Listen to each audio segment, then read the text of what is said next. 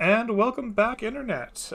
We are back from our break as our adventurers wake up to a new day of adventure. Their wounds, I don't know, not refreshed entirely, but dealt with for the night. And a field full of Tellus Leaf is in their future, as you have 6 exploration points once again in this new day of adventure. I assume, as per the agreement the night before, you guys are spending an exploration point to spend time harvesting these, like, golden flowers, these fronds of Tellus Leaf that you have found in a clearing. All right. Mm-hmm. To harvest them all, or at least to harvest enough to matter to the city of Ansham, it will cost you 60 pounds of space, essentially. When we split 60 pounds, however we decide to amongst the party, do we have anyone who will be encumbered by that? I can carry 28. I can carry 20.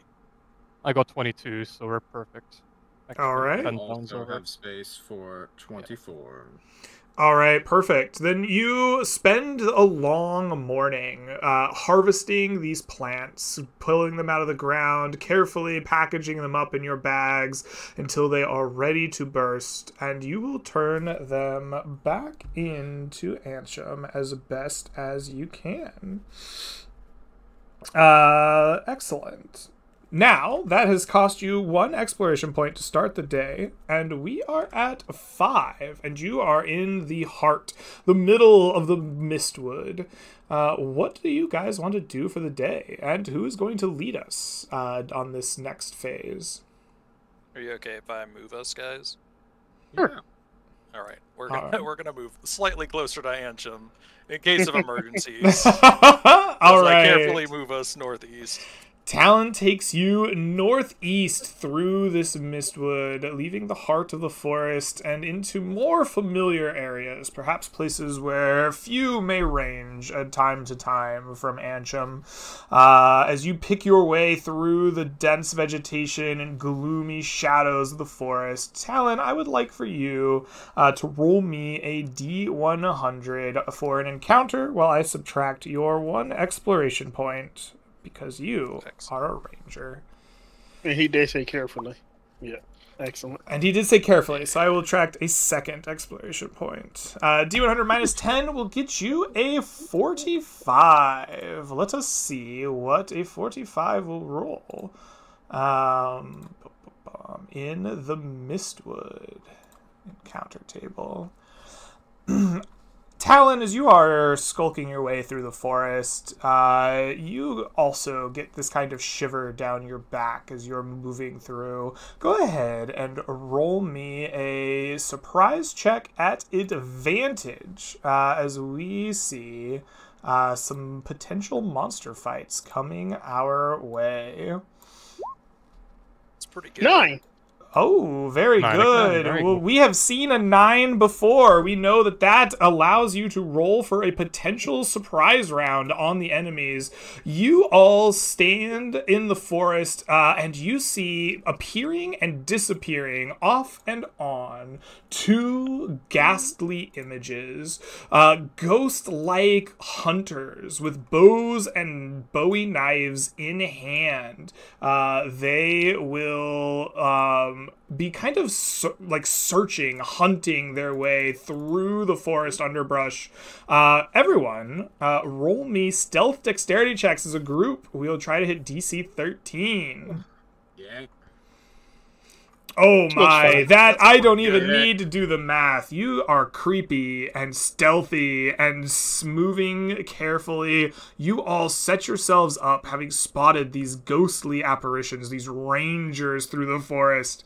You have the drop on them entirely. You will have a full surprise round if you desire it.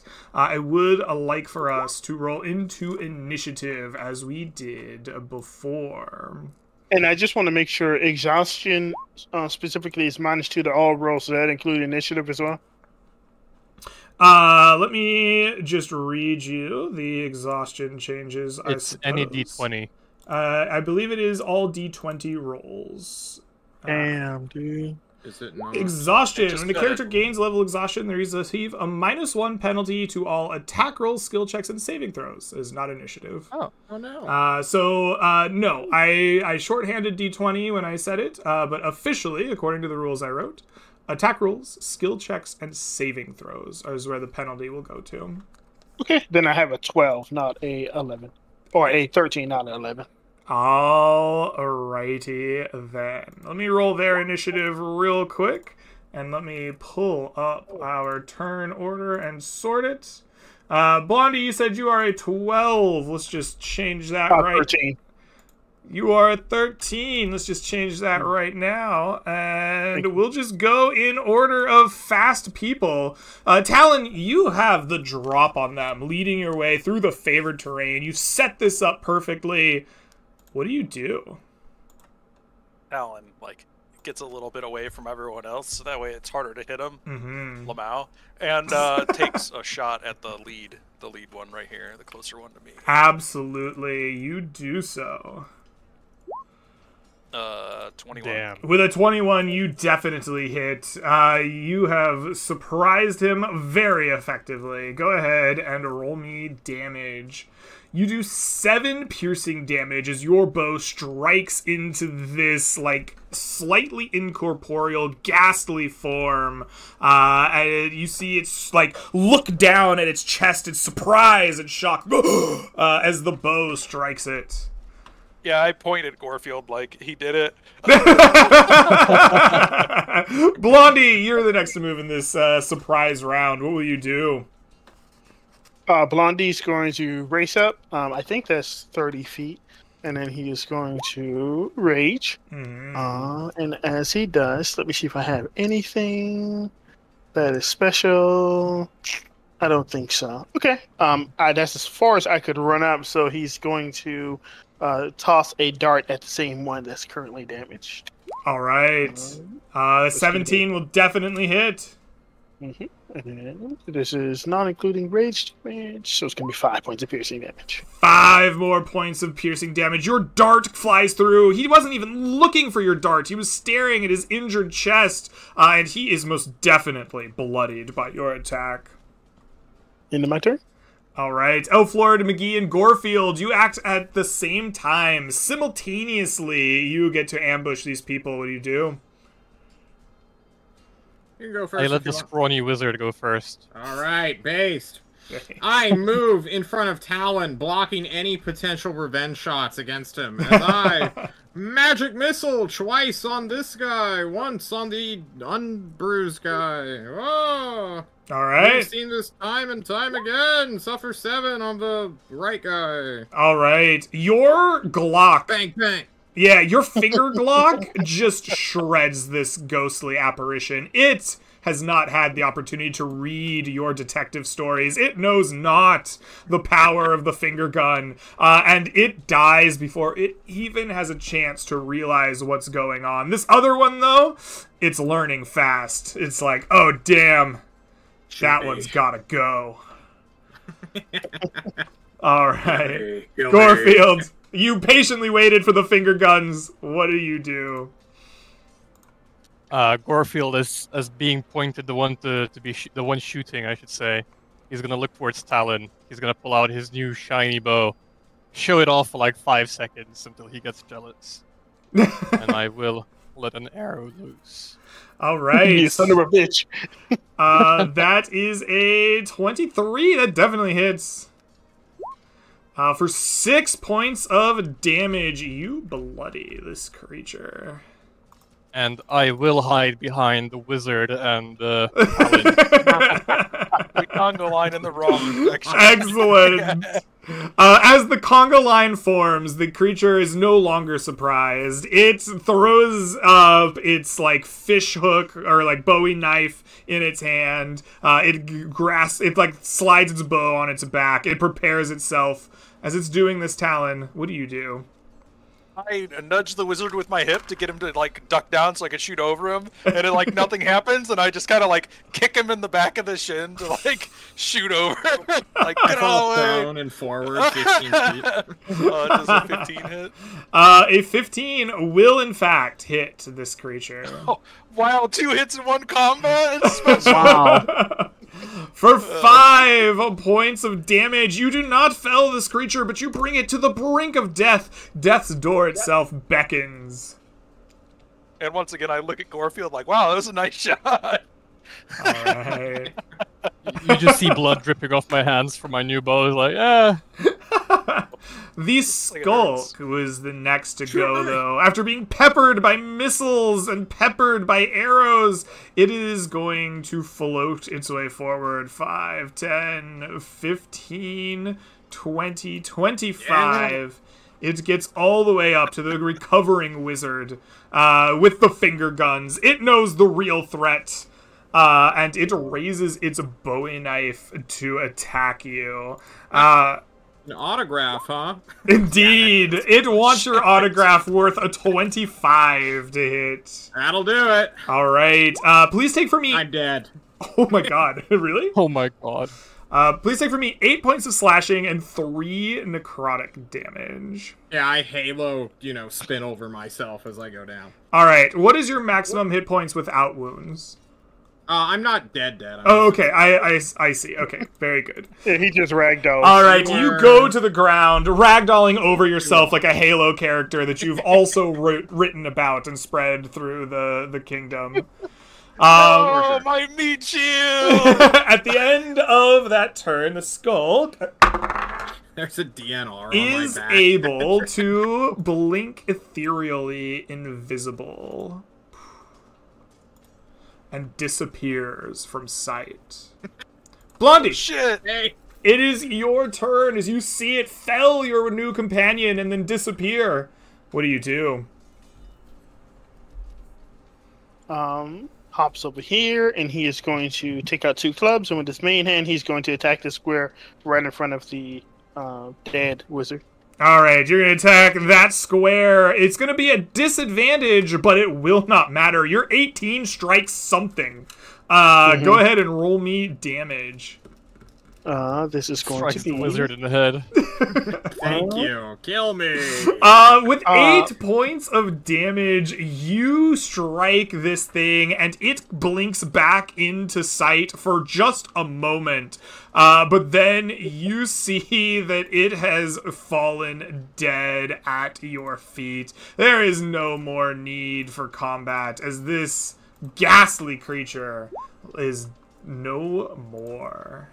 And then with my offhand, I crush its skull. And then you make sure to crush it extra. Very good. We were all very effective in that combat. You guys did good stuff, for sure. Roll for your arrows if you would like to recover them. Obviously, a 50-50 Somebody's dying! What do you got? Oh, we're still in combat! I am ignoring Elf Lord so hard. Okay, hold on. Let's go backwards. Elf Lord Timothy McGee, I forgot that you're dying. You're the next up in what would be the turn order. You have failed a death save. My first one. I think Gorefield rolled a medicine check. I rolled medicine already, yeah. Alright, so the Elf Lord in order is dying and getting healed at the same time. You fail a medicine check, but you are brought stable immediately. This is what happens when you guys roll dice and I'm narrating and not paying as close of attention. You rush over and bind his wounds as he chokes one of his death saves away, but stabilizes. He will return to consciousness with 1 HP in 2 hours. I will say I do what Talon did to me last session, so now he has no armor and no clothing except for a loincloth. Okay. I've never had armor or weapon. I have been naked this entire time. He's nature man, he's going so for his you nature put walk clothes on me. Thank you. All right. Oh my Timothy God. McGee, when you wake up, you will be marked by the grave, as per the player handout. Basically, should you go down to bleeding out unconscious at death's door and come back again before having the chance to have a camp's rest, right, a night's rest in the forest, you will gain a level of exhaustion each future time this happens. I'm so sorry. I'm trying to find that in your documents. It should be under player handouts. Is this something that happens in healing from 0 HP?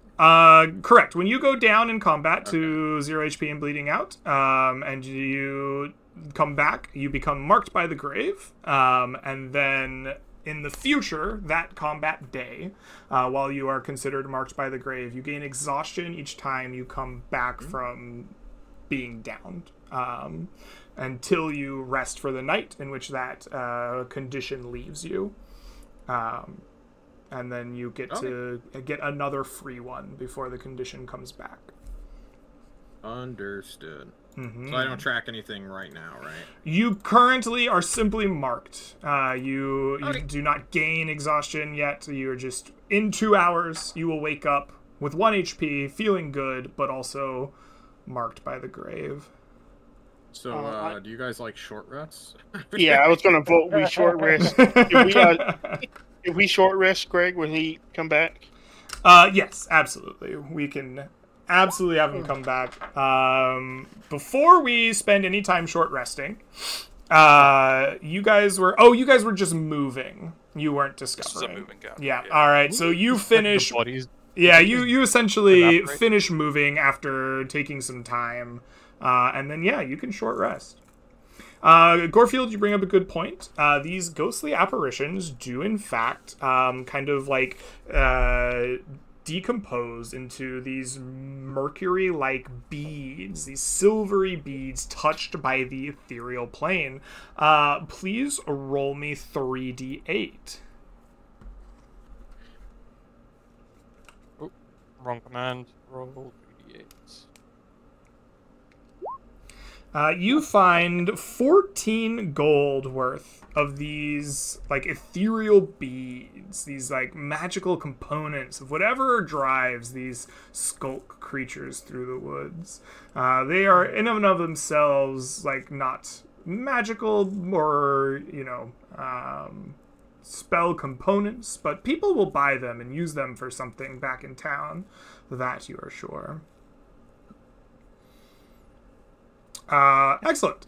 After said encounter, you finish your move to get into the northeast hex, or I guess southwest from Mansham, northeast from where you were, and you will spend an exploration point to take a short rest. As you spend your time short resting, John, you will recover to 1 HP and then may partake in the short rest if you desire.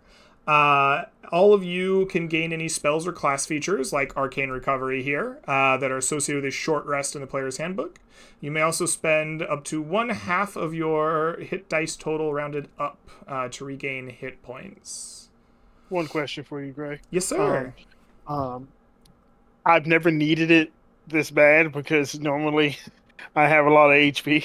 Yeah. But with the way that the night rest work, do we spend it and then gain one, or do we gain one and then spend it? So you spend it and then gain it at a night's rest, right? So when you camp for the night, so let's say you're a level 4 adventurer, right? So you have 4 hit dice, okay? Mm-hmm. And in the course of your day adventuring, you spend 1 short rest and you need 1 hit dice. So you have 3 in your pool.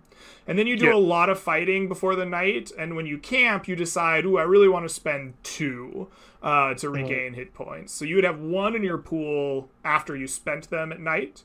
The next morning, when you wake up, you would regain 1/2 of your hit dice total rounded down. So since you're a level 4 character, you'd regain 2. So your pool would have 3 the next day. The 1 you didn't use and the 2 you recovered. Makes sense. Okay, thank you. Yeah, no problem. Can I need to jump in here real quick. Yes, sir. Right. You said these beads. What were they made out of? they're like a mercury-like substance. They're like physical but soft, and like if you squeeze them too hard, they will turn like into liquid in your hand. They seem ethereally touched. This is important because Timothy McGee has a spell that requires mercury that he couldn't just buy at the store, right? Sure, yeah. So now I need to know. And by that I mean, can I roll some sort of maybe Arcana? Excuse me, I use my magical knowledge to decipher if these are actually mercury. These are not mercury. You don't need to roll to know that. However, these are touched by the ethereal plane. They contain magic in them.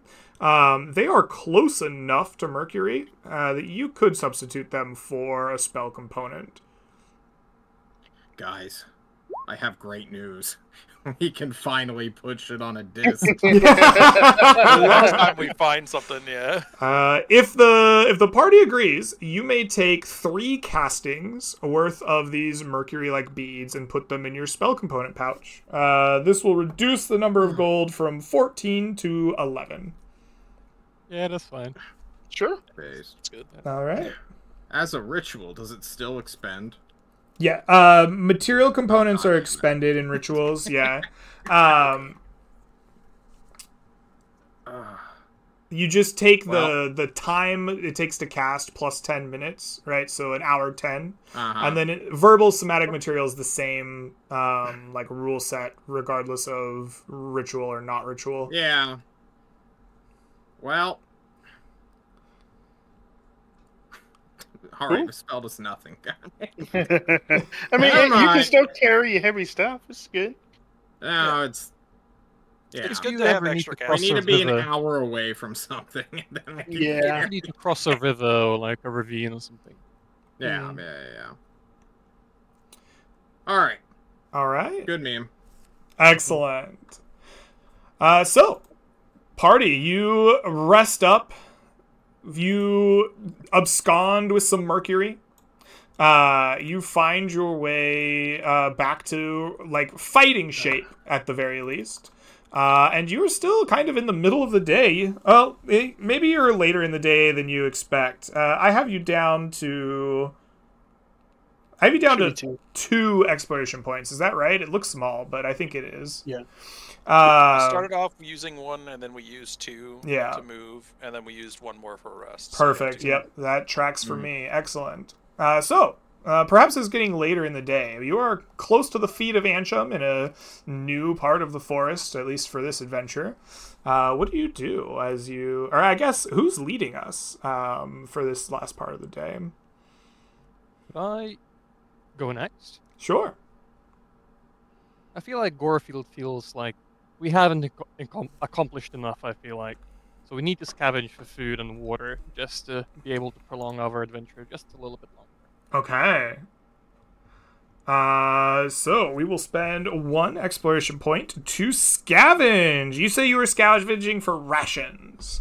Tell me, how do you find rations here in this forest?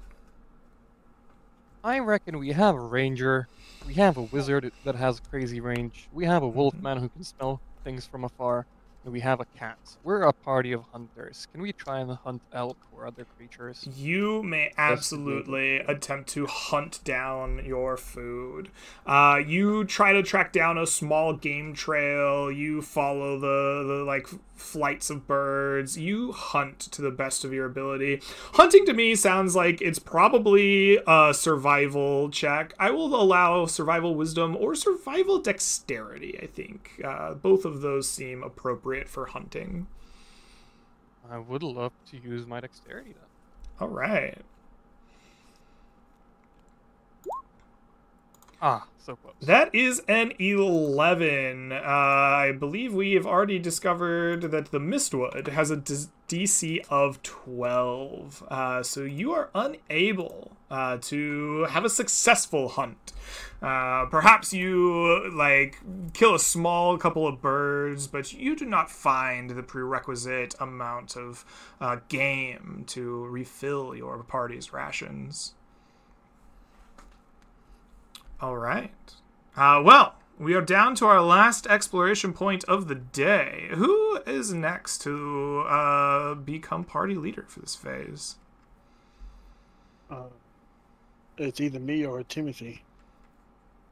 I don't know if we can move or do anything. We can scavenge. You can always try to explore the hex. That will always cost you 1 point. You can scavenge another time. You can take a short rest. It's up to the party leader, which I'm going to thrust upon Timothy here since he spoke up. I love exploration. We're going to explore. You explore this hex. You are looking through the forest for what you may find. Timothy, I want you to describe to me how you are leading this exploration. Unlike the first day, which was not good, we'll call it, didn't turn out well. This time, now that Timothy knows he's in a place where magic doth be, he is actively hunting down the the magical sigils all over this cursed wood. And he is specifically targeting that kind of stuff. And since he's too tired, it's been a rough day, he went down once, he doesn't even do this cautiously. Can we do the opposite of cautious? Can we get a +10 instead of a -10? Recklessly search. If you wish to recklessly search, I will allow you a +10. Yes. That is... Can I get advantage on my Arcana roll for recklessly? I will... That was... Yes, I was considering what bonus you would get. I think that your chances to discover should go up for recklessly searching. So, +10 on the encounter table and advantage on your discovery roll and afterwards. It sounds... You people are sick. I was looking for like 110. You're 62. You have found one of the things a little bit higher on the table that are somewhat beneficial. Timothy McGee, your recklessness takes you to a part of this forest that most people might avoid because it is fallen. You find a part of the forest with fallen dry trees. They are knocked down somewhat recently, but they are also notably straight and free of many knots. You take a moment to go over this area, and it shows no signs of immediate threat. You have an opportunity to harvest this wood. If you chop it up and take it back to Ancham, it would be worth 1 wood. We love wood. You have... no you keep doing this right at the end. You have no exploration point to spend chopping this up tonight. But you could try to camp here after your day is over and come back to it. I have a question Would you like for you, me Greg. to roll my Arcana check now? Let's get Gorfield's question, and then yes, I would like your Arcana check. You said there's a lot of trees there, right? Without branches, just neatly packed up there. They're not, like, without branches. They're just particularly straight, nice trees for, like, lumber. Yeah. Is any of them potentially a bit thinner on one end, so you could potentially wield it as maybe a great club or something? Or a quarterstaff As a great to club? bash people out? I don't know. Give me a survival check as you are looking through for a nice club-like wood here amongst the fallen lumber. 18. 19? Yeah, you know what? There sure is. There's a lot of dead wood here, and with a little bit of searching, you can find a piece to hack off. It's a little bit improvised, but given some shape, yeah, this could work as a club. I'll play fetch with a dog. Leave it to him. I won't play fetch. I'm not a dog. I'll keep it then. I'll keep it then. Fine. All It's right. mine. No replacement club for you, then. All right. New club in hand. Gorefield turns to Timothy, who finishes our discovery roll here in this hex. And he does so very successfully. Timothy, what do you find in this part of the Mistwood? Timothy, be another dancing circle, Craig. Timothy, you find pale blue lights that pivot between branches of the underbrush.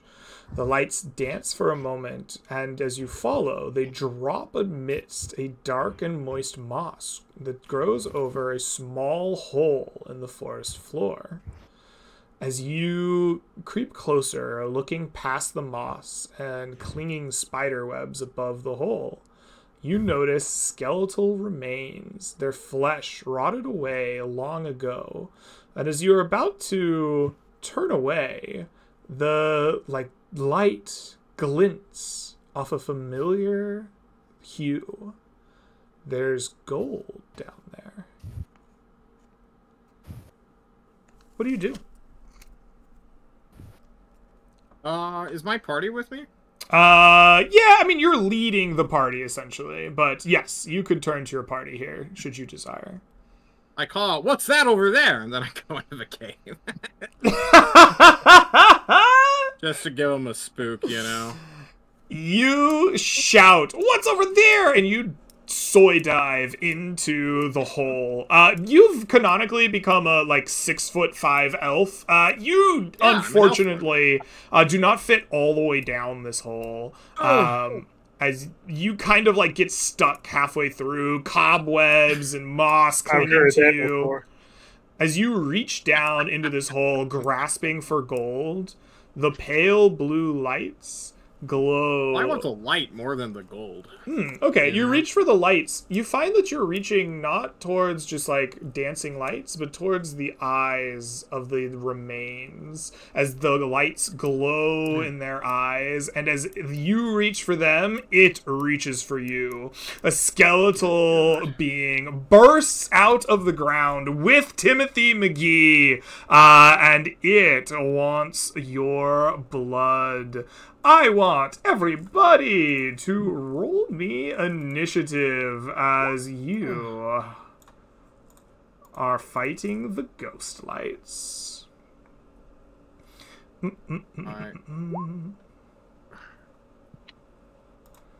would like my initiative to go back to 14, if possible, because I did not have a token. You would like your initiative to go back to 14 because you did a boo-boo with your token, huh? I did. All right. Well, I suppose that we could do that for you. Wow, thanks. Such a nice guy. It's important! All right. Elf Lord, you had a 14, you said. Excellent. That will bring us to an initiative order that is very much tied up with things. All right. Blondie, you and Talon are first to react as you guys see this creature burst out of the hole with, hands, grasped in, a wrestling match with Timothy, as Timothy is reaching for its eyes and it's grasping at him. What do you do? I point at it and I say, and then I shoot at it with. All right. Go ahead and fire your attack. Yeah. No, this one's not an advantage. Oh, it doesn't Oh, matter. it is not a problem. Your short bow twangs with precision, and you crit this creature for 10 points of damage. All right. Blondie, as the arrow races forward, so do you, and you try to go clubbing. That is a 10. That is not enough. Perhaps you are the one that provide the opening for Talon's arrow, but your own club does not do damage. Alrighty. Your offhand, though, will strike true. You send a shockwave through this creature. Go ahead and roll me damage. And I'm going to break this weapon to maximize it to 4. Ooh, excellent. So it is 4 damage, correct, to this creature? Mm-hmm. Excellente. That will take it here. All right. The creature reels back, having been blasted by your clubs and struck by a critical arrow. Timothy. I pull out the telepathic Sig Sauer. We know this song and dance, buddy. As I'm gonna magic missile him. All right. Oh, that has +1 to that, so 7. For 7 points of damage, you manage to bloody the creature, but it still grasps at your own eyes. You don't have the guts. I tell him as he has me in his, or has me by my neck. That's the word. Kill me. You don't have the guts. I'm gonna get I've your been gun. doing this for 24 seasons now. Gorfield, you and this skulk, this ghost light beast, is moving at the same time. What do you do? I would love to break the great club I just got over his head. I have 60 points, so that's not happening. Well, I have 3, so I die if I take 6. So I'll step back and I'll just do the usual of 1-2. All right, the usual 1-2. You fire a 14, which will, I think, be exactly correct. Yes, you hit this creature for 10 more points of damage. My goodness. You strike it hard and true. You do not bring it down. And as you are, like, racing back and taking your shot, you see it, like, reaching forward and clawing at the throat of John's character, Timothy, which it does so. Just me. Yes. It's just John. It's just John. John, Oh, you it are hurts. physically assaulted by this claw for 6 points of slashing damage and 2 necrotic. Still alive, huh? Yeah. You are I'm still not up, but I am alive. All right, you fall down and back to death's door, bleeding out. You see this creature as it like clawed at the eyes of the young intrepid elf rider. It like pulls something out of him, and it seems to recover a bit of its own vigor. Kill me. Blondie! Kill me one day. It comes back to you. What will you do? Oh, wait, hold on. Before that happens, we're rolling for invisibility check. It fails. Blondie comes to you. Let's go clubbing. All right. Hell yeah. Oh, that is an 8, unfortunately. Your club strike is not enough. I'm gonna feel really stupid if we miss and I get down. Fuck. John, you don't have any more hit dice left, do you? Nope. Yeah, fuck it. If this was my rules, I'd be dead. Damn, I already used my action too. Fuck. Okay. Do we ball or do we fall? Oh, we ball. Take your turn. Fuck. Okay. Even your ability to do 4 damage with your offhand every turn. There we go. I'm going for it. Yeah. and I'm No, breaking you it for 4 strike damage. him true with your club. And I'm breaking it 4 All damage. right, man. you Clubs you have. shatter that second club. It does 4 points of damage. It seems to reduce it kind of back to where it was after it sucked out some of Timothy's vital force. And then I do a little bit of repositioning to get behind it, and I say, "Shoot her!" Like, as you're saying shoot her, you realize the Talon is, like, moving at the same time you were clubbing, and, like, the arrow's already, like, halfway there. Well done. Down, I need you to miss. No. That This is one a was hit! for the parrots that didn't make it home to their nest. 4 damage. 4 damage! That is not quite enough! That's 1 health. While it is No. on death's door, it does not die to your arrow. Yes. That's a failure. Timothy, that is not a failure. The -1 to exhaustion does Oh. not affect death saving throws. God. That You is really one want to die. success.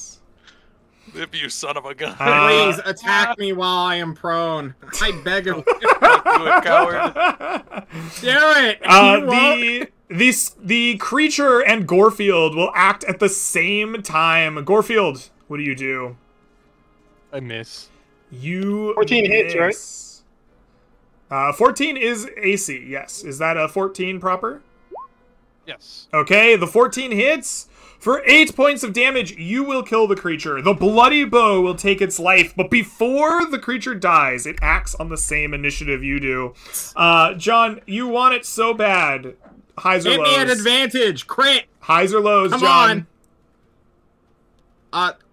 Just do it. Highs or lows, John? Lows. No! It spares you and turns to Blondie. The creature will rip and claw. Blondie, it attacks you with a 13! You repulse its actions. It tries to turn invisible, but it dies to the arrow that struck it from the bloody bow before it gets a chance. Blondie, your friend is bleeding out on the ground. What will you do? Shit. We ballin', so. 3 You points of touch healing. him with healing hands. Timothy, you open your eyes. 3 more hit points. But you are marked by the grave and came back to fighting shape from death's door. You gain 1 more level of exhaustion. Based. I am updating my modifiers now as I stare at you in disinterest, Goldie. Perhaps Do not see my do not resuscitate. I don't. None of us can read, I idiot. can read. Nerd. Perhaps you stare in disinterest at Blondie, but perhaps you stare in more interest down the bottom of this hole. Now that it has been exposed further by the eruption of this creature and yourself, its bones falling around you, you will see that inside the hole is a small pouch that has been torn open, inside of which are 260 gold pieces. Damn. That's pretty nice. These gold pieces are minted in a strange way, right? These are like coins. These are currency. But they are not currency of the Empire, nor are they currency of any place you know of. Each of them have a single blood drop, like on either side of the coin, with no other adornment. Money. In addition to the coins, next to the gold pouch, half buried, you find also a glimmering golden medallion. This medallion has upon it a shrine, like a death shrine, which you would maybe put in mourning for a lost one, and it is engraved entirely of gold, and you see where it's like there would have been a ribbon or something to attach to it to wear, but it has long since had the cord rot away. The Elf Lord picks it up, unheeding of any curses or danger. Okay. He sniffs it. He does a little doohickey to see if it's magical. You lick the medallion and it gives you a little 9-volt battery zap. You think this does indeed have some magic to it. Can I roll for arrows? Please do. Excellent. Oh, just one. Okay. Well, Elf Lord stands up. As the Elf Lord stands up, Blondie's gonna step over him disrespectfully and go towards Talon and I say, tickle his butthole as he does so. "Ooh, Oh, no. Gotcha, goose! Alright. As he does, I go to Talon and I say, I can't help but notice that you are naked. This is awkward. Would you like to, instead of being naked and partially useless, would you like to use my 10 darts and shield so that way you can have +1 to your armor class and ammo with the range of 20 / I think 60 or something? As a person with 0 strength, no. Their finesse. I already are they? Can you use darts for dex? The hell? Darts I already are- have a shield. Darts are thrown weapons, I believe, right? Yeah. And Yeah, I'll use- thrown weapons in 5e, I think, are always capable of being dex. That's ranged and thrown properties. Yeah, I think it's Okay. 20, 60 or something. Well, we are out of movement, so I We guess are we indeed. can't. Yes, indeed. After this brief discussion about darts and shields, perhaps there's an exchange of equipment, but you are out of exploration points, and camp must come soon. I want to know, this is our 3rd camp, yes? You all have a ration still. All right, perfect. Then we are free and clear. We don't have to worry about what running out of rations might mean. As you camp for the night, it has been an eventful couple of days. I want all of you to roll me a death save just to see who's the unluckiest among you. Oh, please let it be me. I beg of ye, no. gods. Yeah!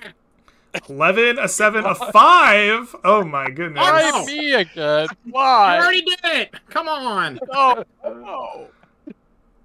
Am I missing? I'm missing Blondie, I believe. Oh, did you roll? You rolled a d20. I see, a 15. Gorefield, it comes back to you. You're just unlucky, and at night things go bump in the dark.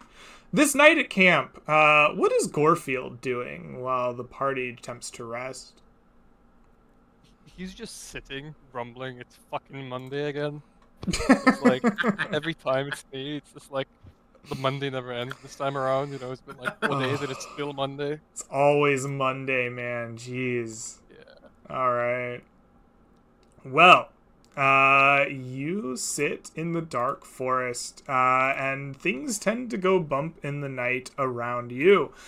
Gorefield, please roll me a D100 on the nighttime camp table.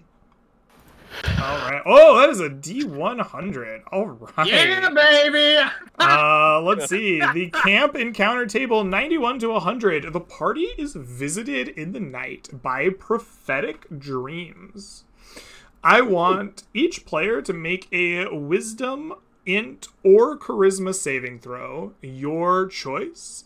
I need at least one party member to beat DC 16. Oh god. Okay. Real Kill us, Greg. Knock us Do I roll- out. Do I roll with a -2 or a +2? Your choice, guys. Do it. You'll fail anyways. It's okay, Come man. on, it's Monday, baby. Oh, All It is right. Monday. Each of you are visited by prophetic dreams.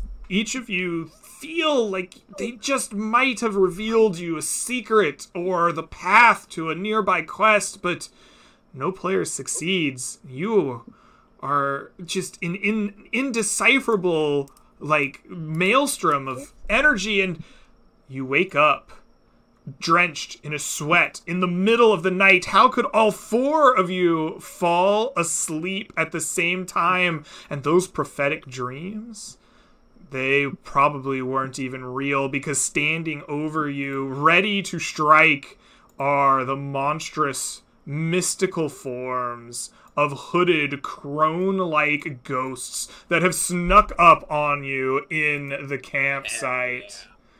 I need... Fucking Monday. I need you guys to roll initiative, as you have failed your rolls, and the ghosts are upon you.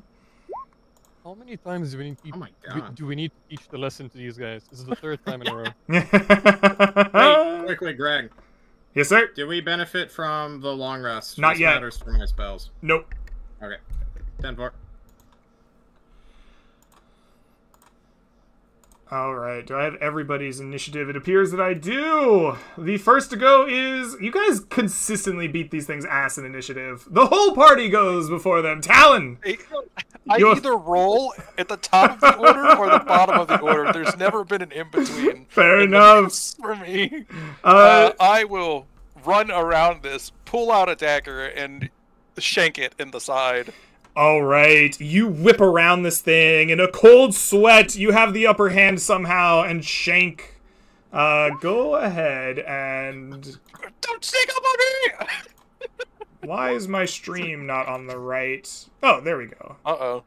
No, it's good. Just, for whatever reason, Roll20 was being sage about, updating.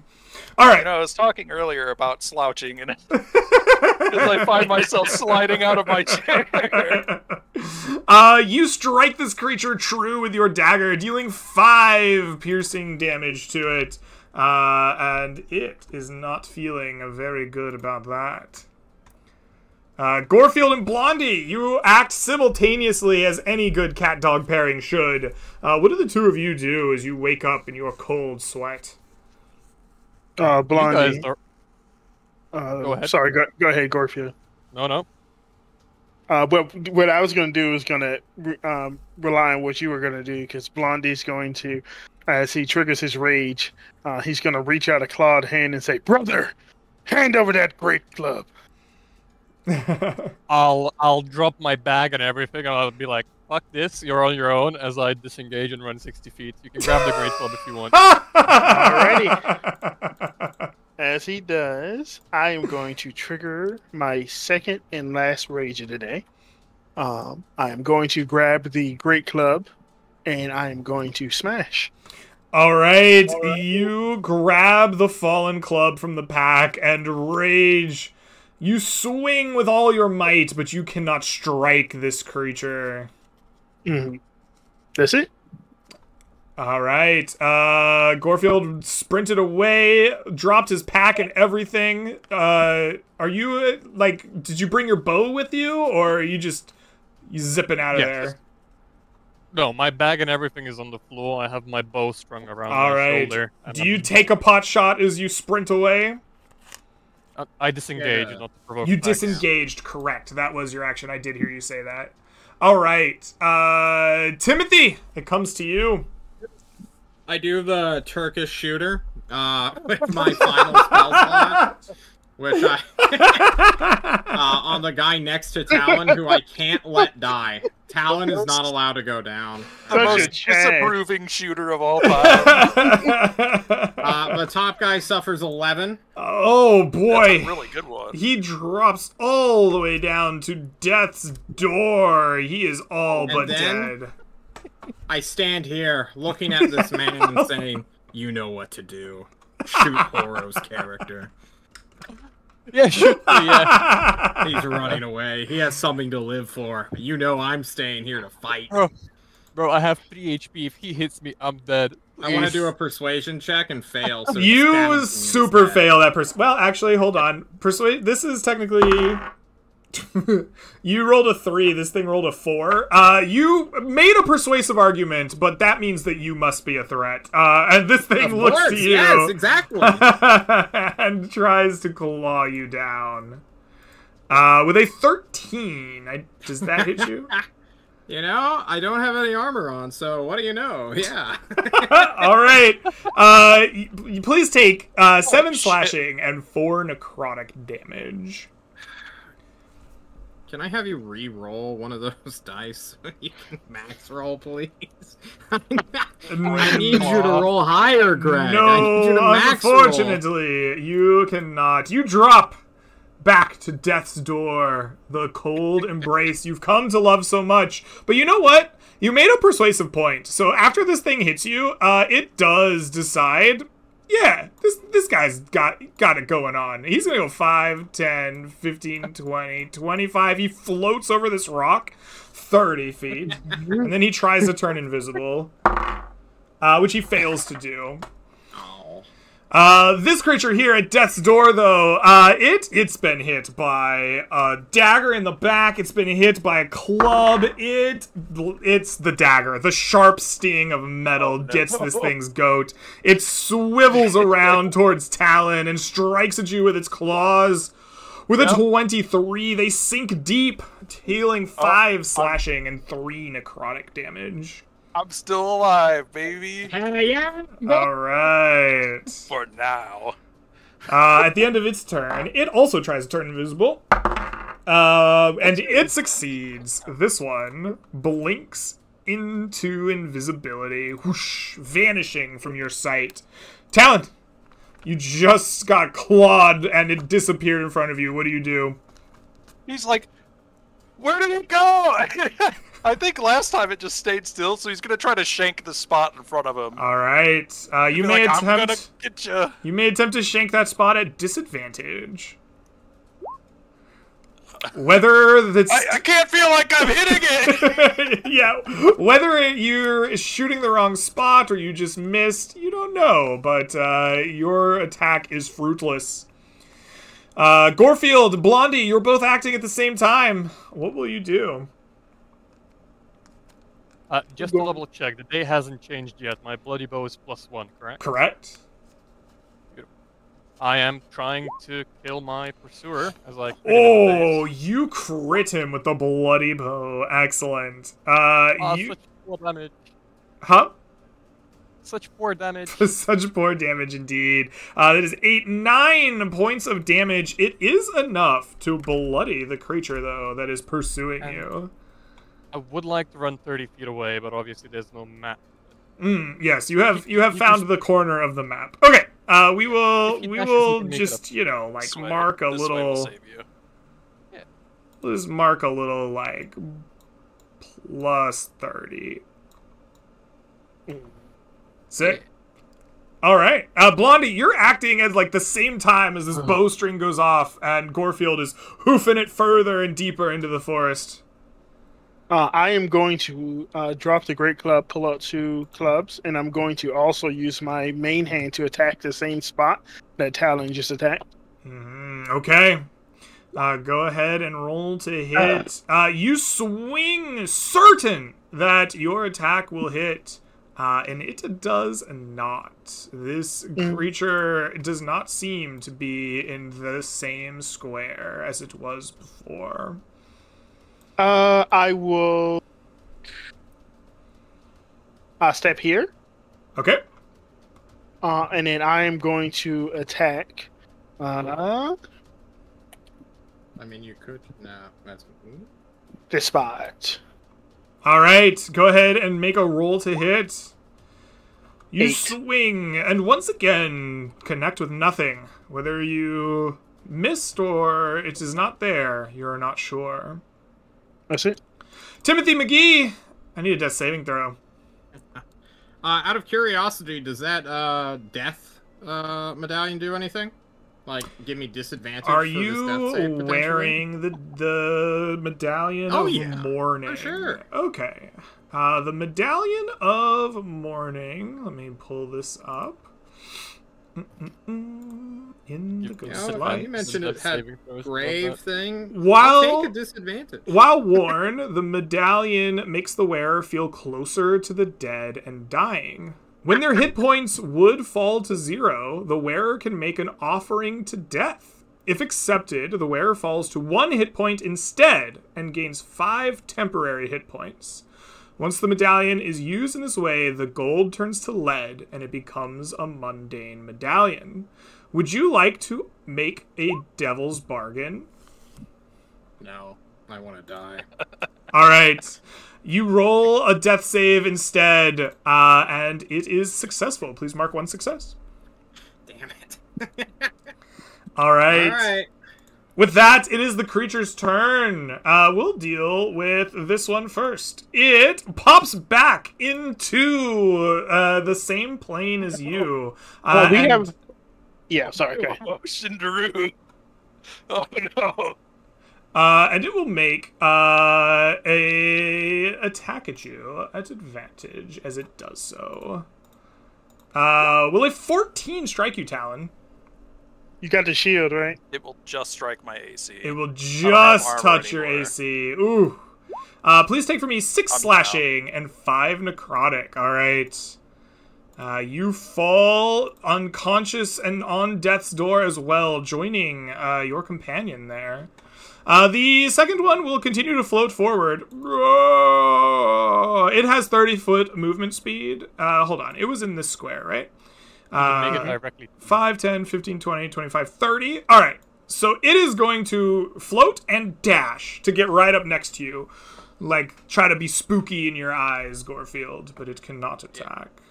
At the end of their turns, the one that just crits does not turn invisible, and the one in front of Gorefield does not turn invisible. Talon, please make me a death saving 20, throw. baby. That is one failure. That was me. Gorefield and Blondie, you are acting simultaneously. What do you do? Great. Oh, Blondie, you march forward and you critically strike the creature on death's door. This thing poofs out of existence at the majestic might of your clubbing. Okay. And then you run your fastest. Gorefield, as this is happening, what are you doing? There is only one thing I can really do, Mm-hmm. which is try and give him a 1-2 with the daggers, and if he hits me, I am outright dead. Okay. You give him a 1-2 with your daggers. You could just dodge. What's there to hit? Like 4. +6. Ooh, that's spicy. I mean, dodging, that gives them like an average of like 12 or like 13, so you're I probably love fine. stopping the game to talk about rules, guys. Can we take our turn? No, I'm just doing what I was born to do. 1-2 Go with the for it. daggers All right. Your I break first the strike dagger. with the dagger will hit for for 8 damage. For 8 damage. Oh. I break the dagger into his face. Oh, you slash through with your dagger. You snap it off at the hilt, thrusting it in for maximum damage. The dagger drops uselessly to the ground, and this creature survives on death's door with exactly 1 HP. I can't really draw both daggers, right? I can only draw one. I believe. I think you can do one as an attack Uh, action and then one as an item interaction, so you can draw 2 in one turn.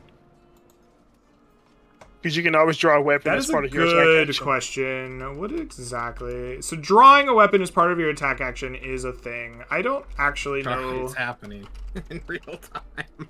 Yeah, and you get 1 free item interaction every turn, so you can draw 1 and attack with the other.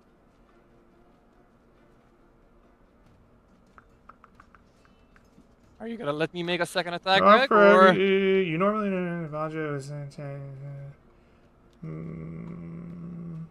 You know what? I'm okay with it. I think it's chillin'. I think it's cool to like draw 2 daggers, and just like throw down your bow, just cha.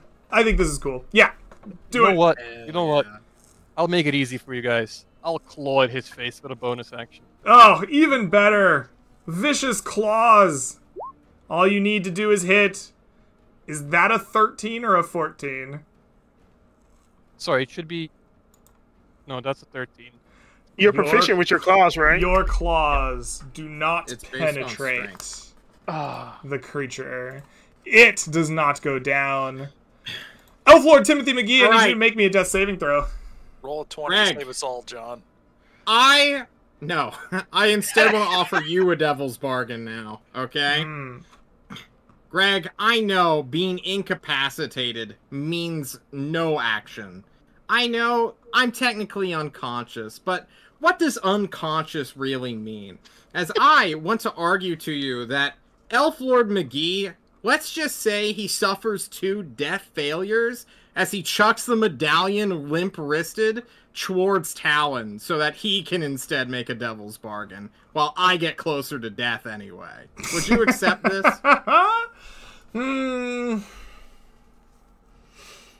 Death likes that. I think that because you are holding the Morning Medallion, Death will accept this offer. Hell yeah. Death will artificially extend the life of the Morning Medallion in exchange for 2 death failures from you. Hell yeah. And now can I roll? You don't throw the medallion so much as it like hovers from your chest over to Talon and just kind of like plops there. That will take the place of your death save. You will just mark 2 as if you critically failed. I'm fine with that. And also, narratively and mechanically, I have Mage Hand, so that makes perfect sense in his mind. Let's go! Sick. Alright, that's it. Thank you. Alright. The Skulk Gorefield stares you down and, under the advice of a unreliable narrator, attempts to slash at your face. It claws at you with a 10! Unable to find purchase. And it will try to turn invisible. Which it fails to do. Talon! I would have never forgiven you, John. Suddenly, your like consciousness on the like brink of death is just like bombarded with a heavy metal object on your chest. Like somehow you feel this in like your dying state, and suddenly you are in possession of the Morning Medallion. You may make an offer to Death. To, instead of die, come to 1 hit point, and get some temporary HP and stuff. Would you like to make a devil's bargain? Will Death accept my most expensive item that I have, which is my thieves' tools? Material things are somewhat uninteresting to Death. Is that your bargain? Thieves' tools for a new lease on life? You know what? Forget it. This medallion will go really great for whoever goes to kill the area boss. I'll just, okay. Fucker, take the needle! No, I'm gonna die. I'll die before you, Timothy Elf Lord McGee. All right. With that, please make me a death saving throw, as you spurn the sacrifice your friend made for you. That's a 16. Please mark 1 success.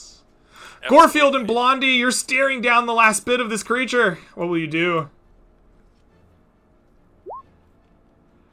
Oh, Gorefield, you strike out with your dagger, striking this creature right in its most vital area. Please describe how you defeat this menace in the dark. I reckon it's the most silly way possible. I'm probably scared, crying, as I feel so wounded and weak.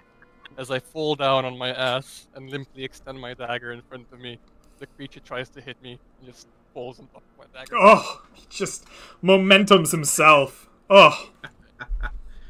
Blondie, seems you can't make it to me in time, huh? You, like, turn heel and sprint back towards Timothy after seeing this creature fall on the dagger, it looks like. It appears that you're a little bit short of reaching Timothy, though. Is that where you end up there? Yes, sir. All right. There's no way John is dying. You have to play sad music right now, Greg. I'm feeling. All right, hold on. We will stop We will stop the goblin ambush. And we will play the battle requiem. We'll get this started so that you can start hearing the battle requiem. The pine needles do a quick transformation into cherry tree blossoms, guys. The ground, the sky itself turns to a misty, bright white light as Timothy's soul begins to leave his body. He dreams in his final moments of the friends he left behind. A aged old mentor figure named Gibbs McGee. No, wait. Leroy Jethro Gibbs, that's what it is. Then there's, of course, Tony DiNozzo, loosely based off a fictional character, Tony Risotto. And, of course, 2 female protagonists who keep getting replaced every other couple seasons because they have problems with the showrunners. All right. You dream of these things, but dice and gods are fickle. You do not fail your death save. Please mark 1 success. The creatures are dead. Backstory to live. Talon, Please make me a death saving throw. I'll see you on the flip side. Don't take my one! No! Ooh, please mark 1 failure, Talon. Gorefield, are you just chilling after that combat, or what are you doing? I'll stand up and run, but I'll make it to around where I'm standing on the screen with my full dash action. Okay. The best I can do. That sounds good to me. That will bring us... Blondie, I guess, you're acting at the same time as Gorefield is running. What are you doing? Don't make me choose! We're both at 2 death fails, bro. okay You if have to choose one. Don't It's make okay if me you get to fail on one of us. Who's your more important special boy? It's gotta be Talon. You've had history with him.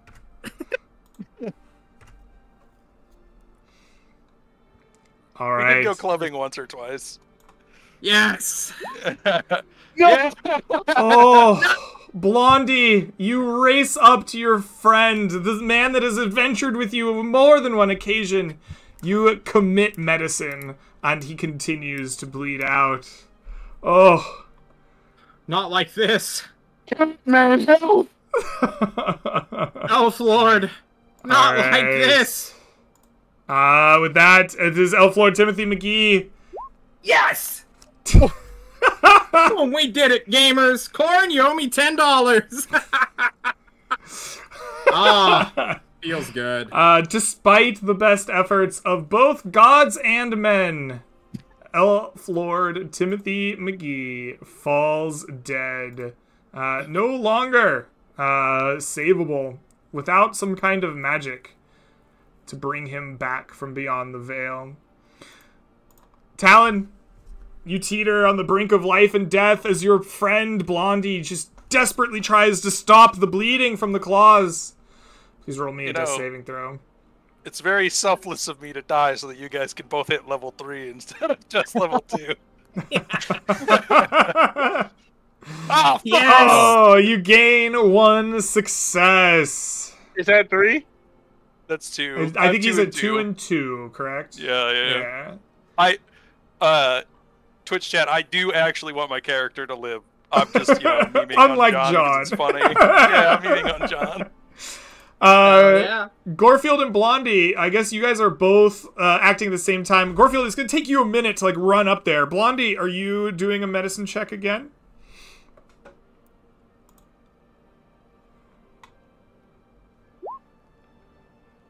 It appears you are. Oh, Blondie. Whether it's the exhaustion, your own wounds, the nature of this ghostly apparition, you just can't seem to stop the bleeding despite your best efforts. Gorefield, Correct. can you make it to it? Serious question. Yeah. I can't, but that's where I have a bargain for you. Oh, okay. I will take Did you- another wound. I'm already I- at 3 max hit points. I have a one hit question point for you, Horo. to run Did 10 you extra use feet. your cat's movement? Yes. Because you stood still for 2 turns. And then last turn you could have dashed and cat's movement for Ooh, 90 feet true. of movement. So you So should now be I able can to get make there it. this turn. Yeah. Okay. But you so, can also take a wound if you want. Correct? so Monster? what you're asking is, for 1 wound, can we retcon my movement from the previous turn? Nope. Nope. Because I can just use it now anyways. I can use it now. I can Oh, move because 30 you didn't feet use of it. It's still there. Perfect. Okay. No Uh, worries. Will- Then your cat-like grace races up. What do you do? I just stand there and watch. No, I'm just joking. The base. Oh, God, Charlie. Despite all the efforts from Gorefield and Blondie in unison, despite the medallion on your chest that you spurned, it all comes down to the fickle will of death. thought Talon. That you could leave my high elf firefighter behind, John? Damn it! I do. Talon, you will always remember Timothy McGee as a brother waiting for you on the other side to tell The you man with about the- his stories. The man Fuck with you. the Glock that practically soloed 5 monsters with magic missile.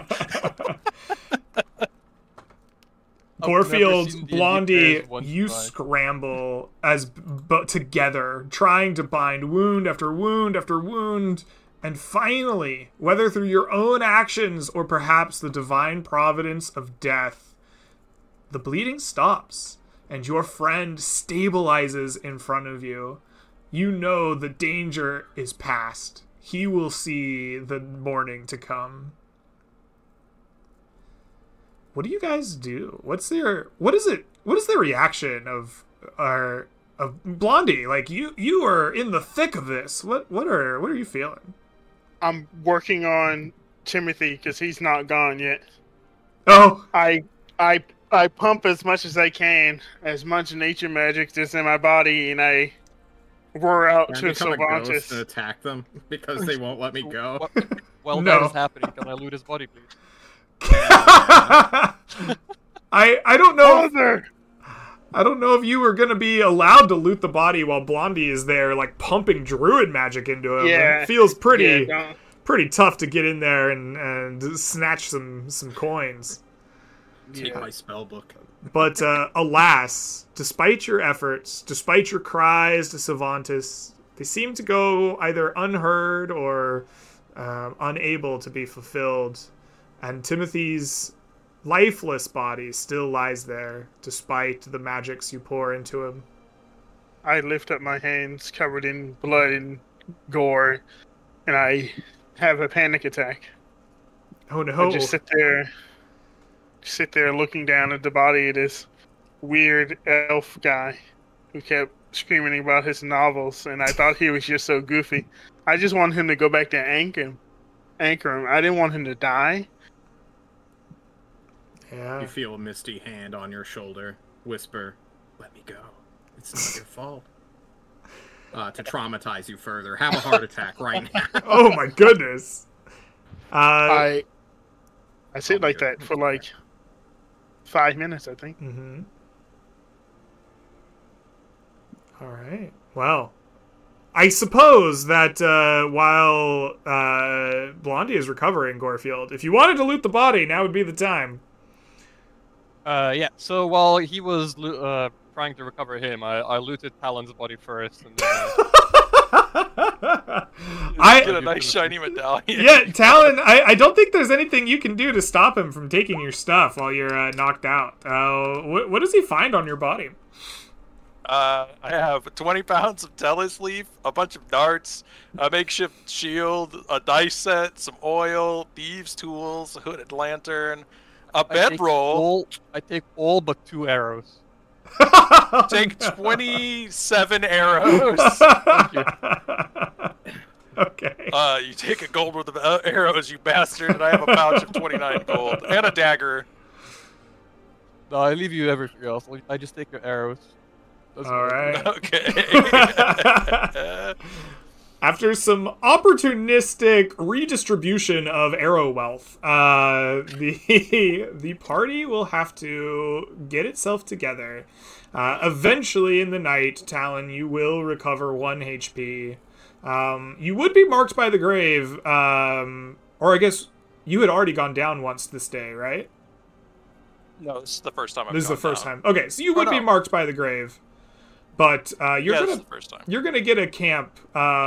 You're going to get to camp immediately after recovering from this battle, so you will be able to ignore that.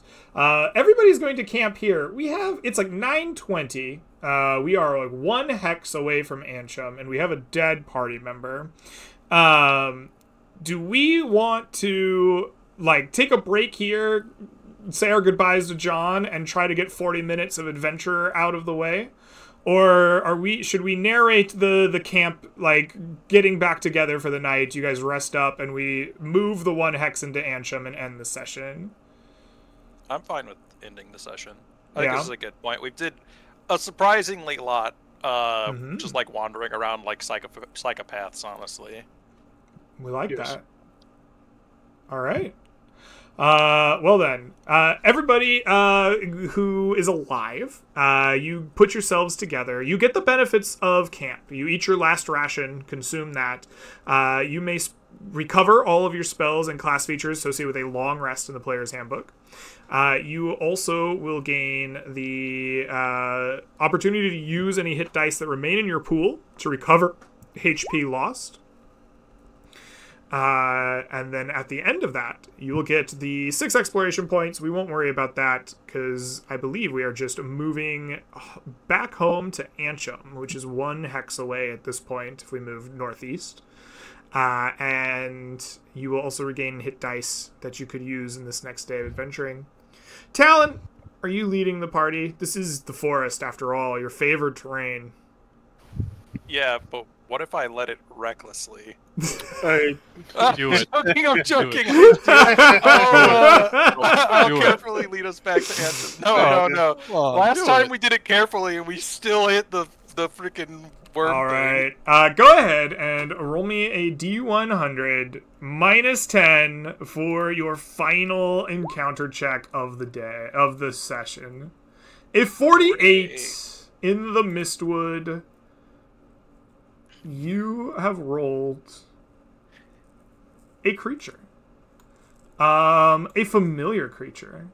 A wooded creature that steps out of a nearby tree. I want you to roll me a surprise roll. Do I have advantage? You're moving carefully. You have advantage. Excellent. That that's is bad. a 2. Oh my goodness gracious. I believe that is the exact opposite of the players getting the 9 that they had earlier. But let's just check it out to, you know, show off. This will be a 2. The PC, as a group, roll a perception check, DC 13, to avoid a surprise round by this creature. Blondie rolling hot. That is a 19. He's on the lookout for dryads. He's been the entire time. Yeah. That is a 10 from Talon. The whole time, yeah. And an 10 for me as 11. So we have 19 and 21 is 30 divided by 3. That is 10? That cannot be right. I did bad math. 19 No, and it's 11 right. is 30 and 10 is 40. 40 divided by 3 is a lot better. That's what we're looking for. So that will be 13 on the nose. You guys, thanks to Blondie, who has been hunting for, you know, some dryad, behavior for a minute, are not surprised as you see this creature step out of the woods of a tree, like right next to where you are. And it is looking to throw down. I want you all to roll me initiative as you face down the last threat before home.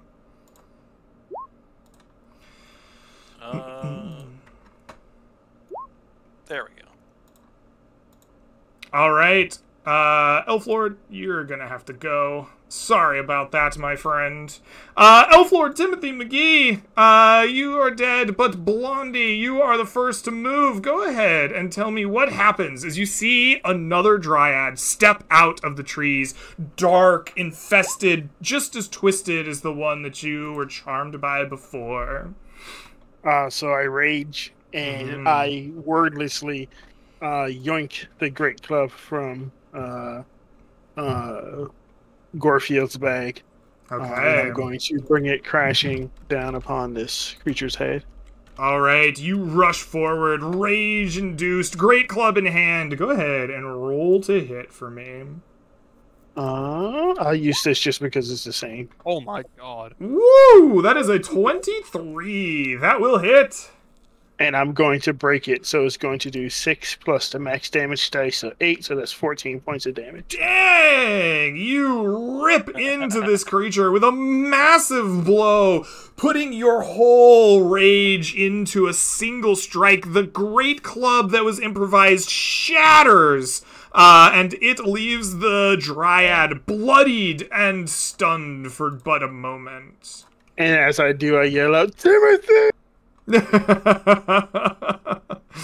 Excellent. The cry of your fallen companion probably shakes this creature, but only for a moment, as it recovers enough to react.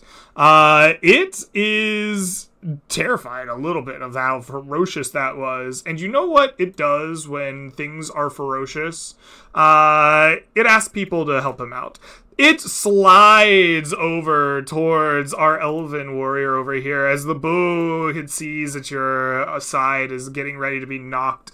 And it attempts to charm you. I need a DC 14 Wisdom saving throw from Talon as the Fey charms settle upon you. All right, I have Fey ancestry, so this is at advantage. Ooh, sick. Oh, yeah, that is a 19. 17. You succeed. It whispers honeyed, sweet words in your ear, attempting to take you under its spell, but it fails to, and it's your turn. What do you do? He like pretends like he's like charmed and comes in for like an embrace and then just shanks her. He's just like, get the kidneys! I don't know, but our tree has kidneys! Get them! You pretend to be charmed. You hit. Roll me damage. I will break my dagger. Okay, alright, so before you break your dagger, give me a performance check for your silly stuff here. For your attempt to fuse. Alright, you're gonna have to break the dagger. Okay. Yeah, if you want the max damage. Yeah, but 7 damage. When you do, the broken dagger is enough to fell the Dryad in one swoop. A great club shatters upon her body. A knife snaps off in her head, and the Dryad falls dead as stale timber within moments of stepping out to try to surprise the party. I want her arm. You may once again take the Dryad's arm. Warfield doesn't even stop when he hears the fighting. He just keeps walking. He's like, you guys got this. Oh my goodness. I don't remember last time, but I thought there was some kind of loot we got from a Dryad before. You are correct. And you look into the tree that they stepped out of. And sure enough, in its hollow is a small collection of valuables. Talon, roll me 5d8, please. Absolutely. It is 24. You find 24 gold worth of, colored stones, smooth river rocks that are fashioned into, almost like jewelry. Just precious things that are kind of naturey and forest in tow. But by virtue of being the, items of a Dryad and their innate beauty, you are certain that they will fetch 24 gold, exactly, back in Antrim. And so you pocket them and carry them with you. Excellent. All right. With that, our final encounter for the day is done, and your movement ends you back in the city of Antrim. Your heart's heavy, your pockets heavy as well. You have succeeded, despite what it may have cost both you and the Empire. This day. I am going to spend some time getting our XP totals and gold totals and loot ready to go. But as I do that, I will turn the game over to y'all so that you may give yourself a shout out, tell people where they can find you on the internet, what you've got going on, or perhaps narrate a little scene of what you're doing as you wrap up your adventure here in Antrim. Either way, I will turn the floor over to our dearly departed soul who may or may not have had a bit of a death wish out there. John, I know you got stuff going on. Tell people where they can find you if they want more of your specific brand of shenanigans. Everybody, I'm John Dungeon Master. I love occasionally playing D&D with friends. I consider at least some of you friends. Timothy will rot in the forest where he was left, being a beautiful, beautiful corpse until he's either possessed or turned into mulch. You can check me out at youtube.com/JohnDM? I don't know if I have that, actually. You'll see me. You'll see me. Thank you. That's all. All right. Anyone else want to make some shout-outs? Yeah, Shout out thank to my you as boy. Oh, No, go ahead. Go cool. ahead. I'm sorry. We do this. big We thank you have as we're on always. like the exact same wavelength because we start talking at the same time every time. Every fucking time. Every time. Just quickly, it's a big thank you as always to you, Greg. You know, another fun session. Absolutely. I just imagine Gorefield finally getting back to the tavern after splitting the profits, getting a massive lasagna by himself, and maybe tributing some, you know, leaving an extra plate on the table just this time. Just this. I think they get into town and they like walk a different way, and Gorefield off in the distance hears Talon go like, "Wait, where did all my arrows go?"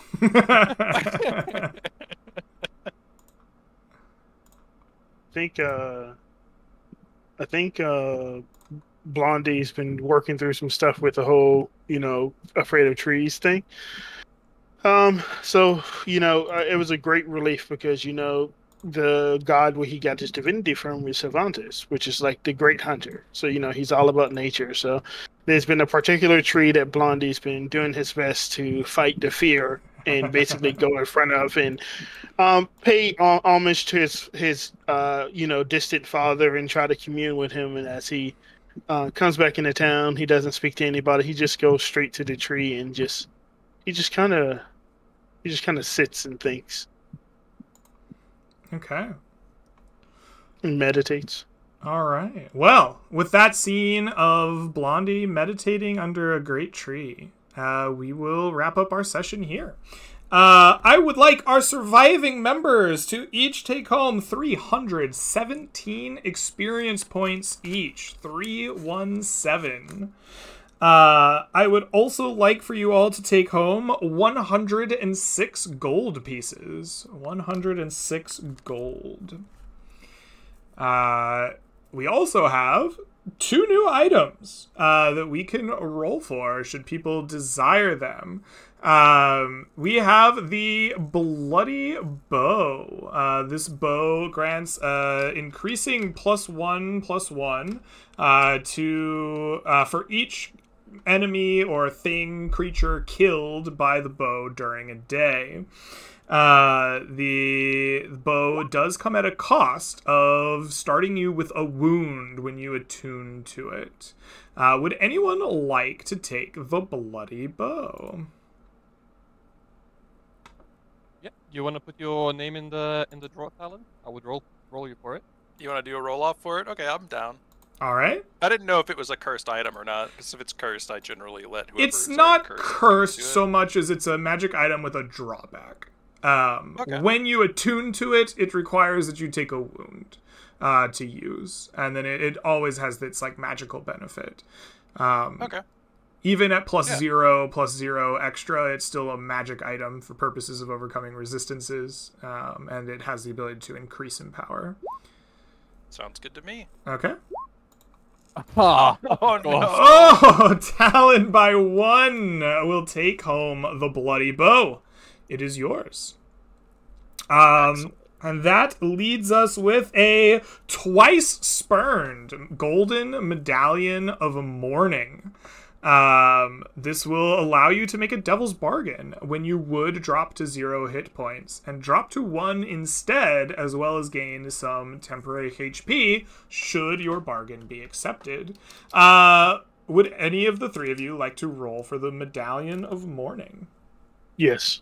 Uh-huh. I do not want this item. Okay. Gorefield? I would also like to put my name in the hat. All right, let's have you and Blondie roll off. Cats versus dogs for the item. Oh my God. Blondie! A 100? 100? Oh. Wow! It was a fierce battle between the 2 of you, but Blondie, you will come away with the Medallion of Mourning. How much temp HP do I get from it? I just closed that. Hold on. Let me open that back up. If the deal is accepted, you fall to 1 hit point instead and gain 5 temporary hit points. And once it's used like that, it turns to lead and is no longer magical.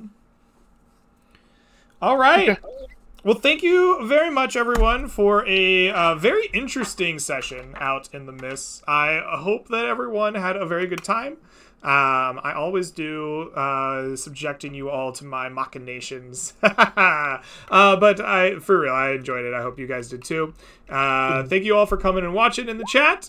We will have more of this, but it will be a break, because we've had like 3 days of D&D in a row on the channel. I think our next session is going to be next Friday. But of course, I'll make announcements as necessary. Hope to see you again soon. If not, have a great rest of your day, night, week, whatever is till I see you again. And we will catch you all next time. Peace, everybody. Peace.